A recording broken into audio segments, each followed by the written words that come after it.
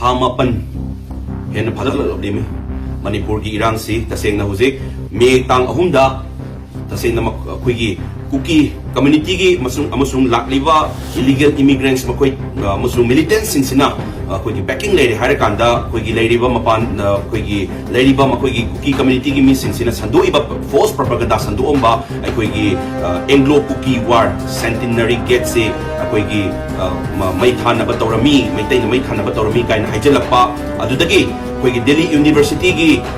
university daga kuki Anglo kuki war 1917 1919 sigi kuki syllabus ka hapchen na ba tawrakpa kuki distorted history kuki sungai leiramdaba kuki leiramdaba war haitare si kuki mayam the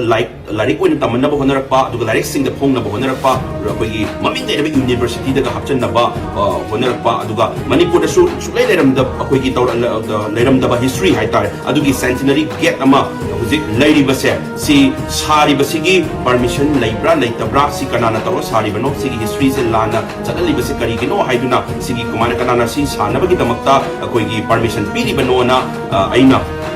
koigi public works department ta koigi RTI thazabasi da koigi public works department dagi reply ya ngasi phange ngasi yore aduna sigi reply da Anglo Kuki War Centenary Gate Huzik Chorchampur National Highway number 2 the lady base sigi construction gi permission amata public works department dagi amta permission amta phangde permission pide haibagi mamakoi dagi RTI reply lakbire aduga sigi mathak dasu na koi 19 December 2022 da haitare da koigi concern DC da koigi si gate si lokthok bagi matang da su order pi ki bal leire che sigi aingon da pirak reply sigi matung ina haitare adu suk koi de base sigi aran be history thamaga huziki ming koigi lady ba praja singda sida aran be history phanganna ba tawri base sigi gate si adai